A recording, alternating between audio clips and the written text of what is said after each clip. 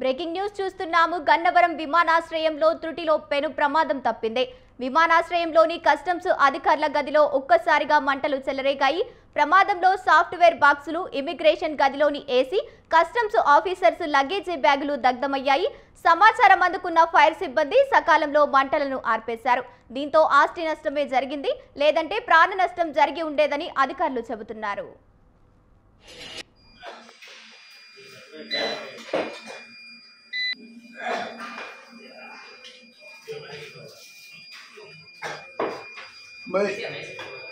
అక్కడ ఏమంటుంది, ఇక్కడ ఏసీ ఫైర్ అయింది లోపల సార్.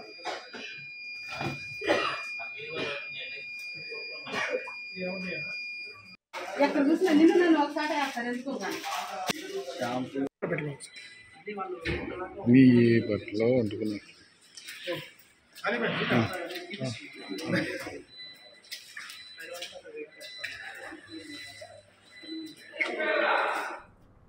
గన్నవరం విమానాశ్రయంలో పెను ప్రమాదం తప్పింది. విమానాశ్రయంలోని కస్టమ్స్ అధికారుల గదిలో ఒక్కసారిగా మంటలు చెలరేగాయి. రైట్, ఇక ఇదే అంశానికి సంబంధించి పూర్తి సమాచారాన్ని మా కరెస్పాండెంట్ అబ్దుల్ అలీం ఫోన్ ద్వారా అందిస్తారు. అబ్దుల్ అలీం, చెప్పండి. Thank you Gangotri.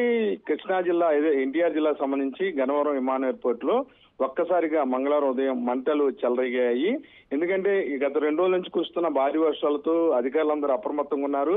విమాన సర్వీసులన్నీ కూడా రద్దు చేశారు. కానీ కస్టమ్స్ విభాగంలో విద్యుత్ షార్ట్ సర్క్యూట్ అవడం అనేది అక్కడ ఉన్న అధికారులందరూ కూడా చాలా సీరియస్ గా తీసుకున్నారు. కార్గోకు సంబంధించిన కొన్ని సామాన్లు కాలిపోవడంతో పాటు లోపల ఇంటీరియర్ సంబంధించిన ఏసీలు కూడా కాలిపోవడం జరిగింది.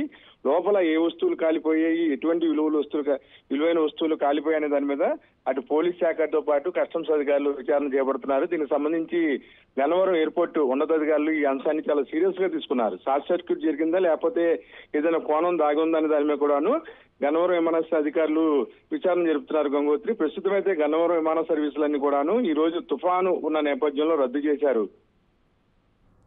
Right, thank you Abdul Aleem.